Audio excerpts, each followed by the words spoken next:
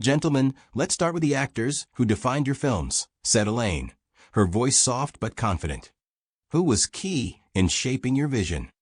Coppola leaned back in his chair, his face lit with a nostalgic smile. "Marlon Brando, without a doubt," he began, his voice deep like a glass of aged wine. "In The Godfather, he didn't just play Vito Corleone. He became him. I remember how he stuffed cotton in his mouth during auditions to change his voice. It was magic." The audience applauded, recalling the iconic role. Scorsese nodded, but his eyes glinted. "Brando was a genius, Francis," he said, his New York accent sharpening his words. "But for me, it's Robert De Niro. In Taxi Driver, he didn't play Travis Bickle, he lived him. We walked the streets of New York at night for hours so he could feel that loneliness." "De Niro is a force," Coppola agreed, but his smile thinned. "Though, Marty, he played young Vito in The Godfather Part 2, so well that I still get letters from fans.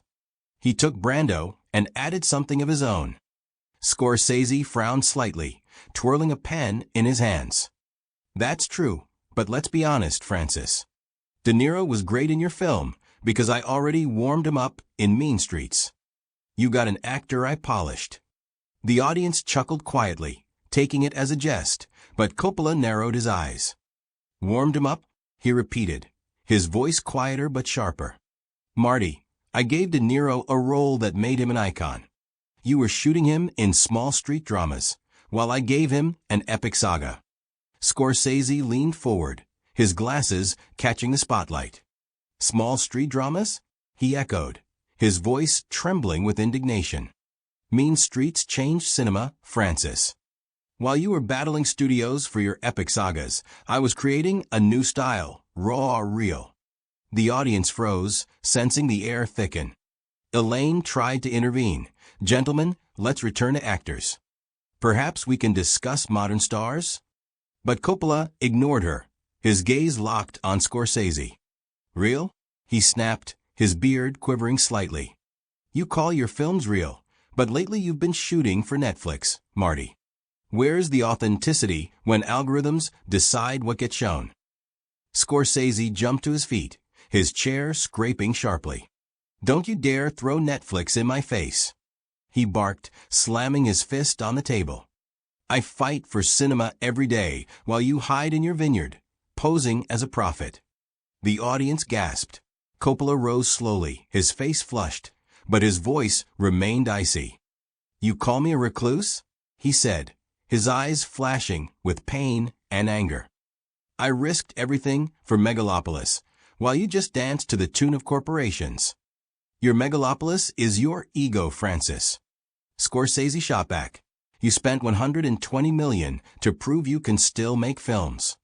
My time hasn't passed, but yours has." The words hit like lightning. Coppola froze, his hands trembling. He turned to Elaine, his voice breaking. "I won't tolerate this." He spun around and stormed off the stage, leaving the audience in shock. Scorsese stood, breathing heavily, his glasses sliding to the tip of his nose. Elaine, trying to salvage the situation, announced a break, but the hall erupted in murmurs. You'll never know what happened next, so before we continue, subscribe and let us know in the comments what you think will happen in the end. Now let's move on. Backstage, Francis Ford Coppola stood by a window, clenching his fists.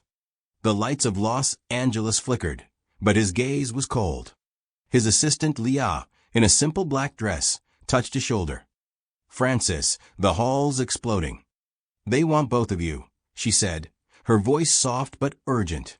Coppola turned sharply, his beard trembling. "Martin humiliated me, Leah.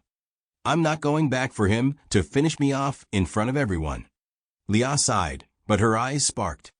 "You're stronger than this. Both of you are. If you walk away, people will only remember the fight, not your films." In Martin Scorsese's dressing room, the air was heavy. He paced, his wiry frame casting shadows on the wall. His glasses lay on the table, his hands shaking with adrenaline. Edward Pressman, his producer and friend, stood with arms crossed. "Marty, you went too far," Edward said, his voice cutting like a blade. Saying his time has passed? You knew that would hit hard. Scorsese stopped, his New York accent erupting. He accused me of selling out. Me, who fights for every frame. I couldn't take it. Edward stepped closer, his eyes narrowing. You're both titans, but right now you're acting like kids fighting over toys. The audience is waiting. Take a step, Marty, or this will destroy you both. In the hall, tension reached a fever pitch. Older audience members, their memories steeped in The Godfather and Taxi Driver, argued among themselves. A woman in her 70s, wearing a floral dress, whispered angrily to her neighbor, Martin's right. Coppola's obsessed with his megalopolis, and cinema's moving on. The man beside her, with a shock of white hair, shook his head. Francis is fighting for art. Scorsese sold out to Netflix, and that's a fact. Younger attendees in the back rows filmed videos, the hashtag Scorsese vs. Coppola flooding social media. Suddenly, a man stood up in the middle of the hall, Robert Lindsay, a retired film critic in a plain shirt and jeans. His face was stern, but his voice was calm, like an anchor in a storm. Enough, he said, and the hall fell silent. I watched these two shape history. Raging Bull, Apocalypse Now, these aren't just films, they're our lives. And you're all picking sides like it's a reality show.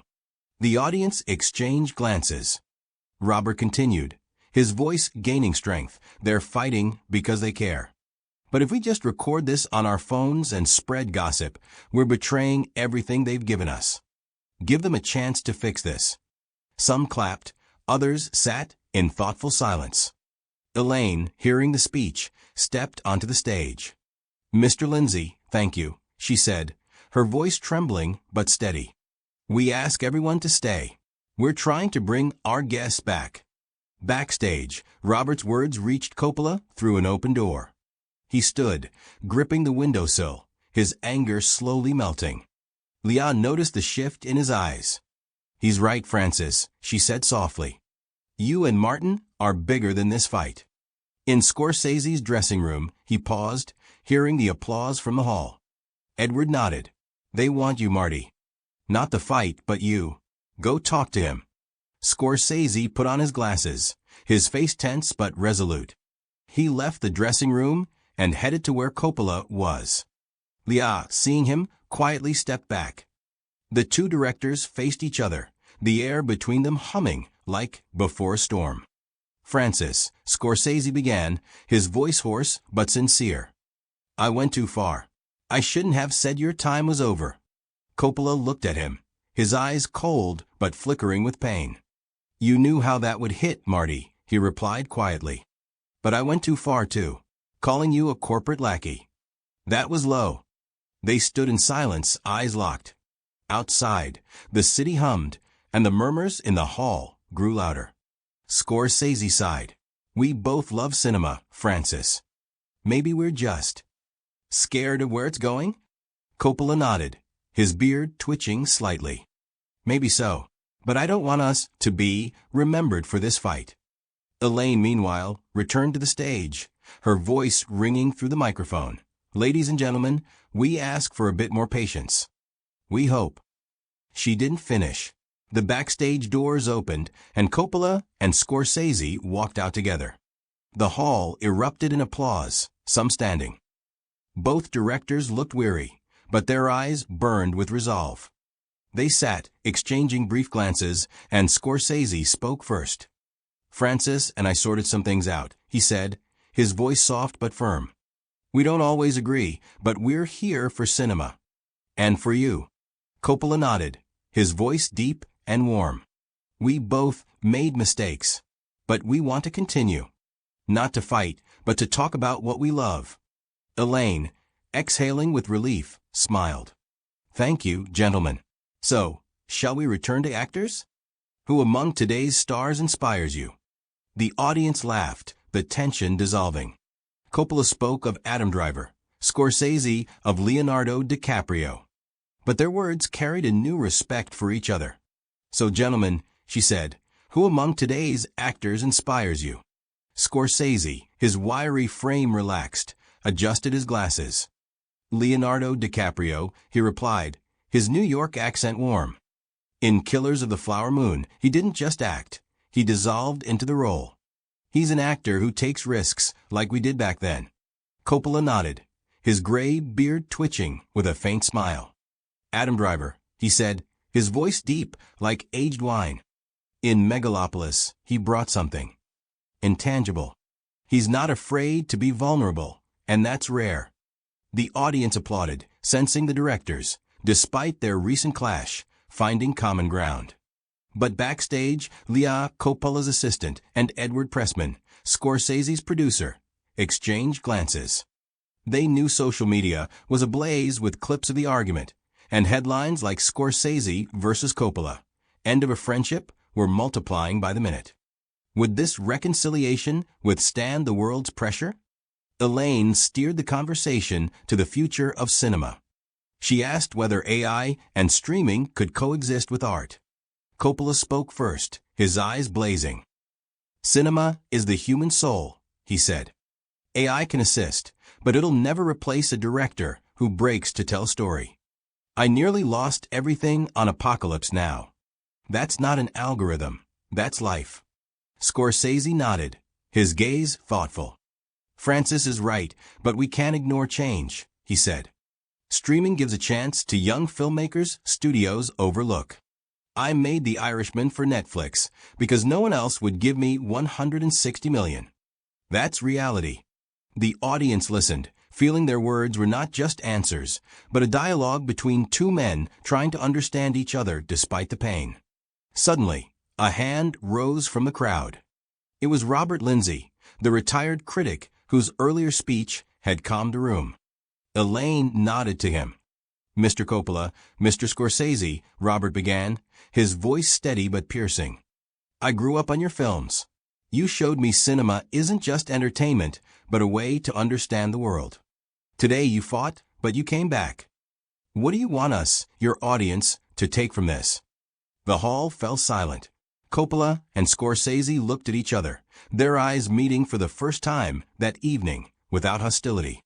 Coppola spoke first, his voice trembling with emotion. Martin and I, we're not perfect, he said. We fight because we care. I want you to remember, cinema is a struggle. Don't be afraid to argue, but don't forget to listen. Scorsese nodded, his face softening. Robert, you're right, we showed you the world, but you teach us too, he said.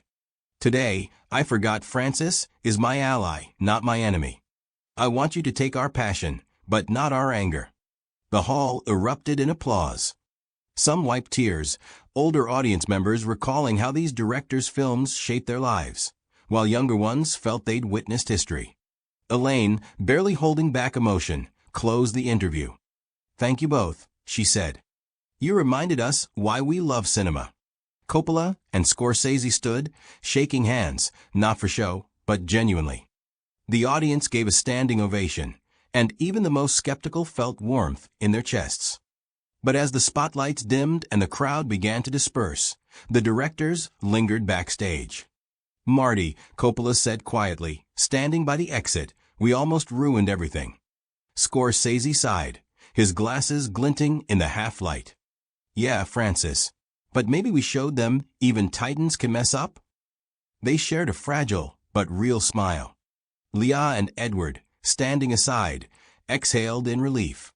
But as Coppola and Scorsese stepped onto Sunset Boulevard, where camera flashes and reporters' shouts awaited, they knew the world wouldn't forget their fight.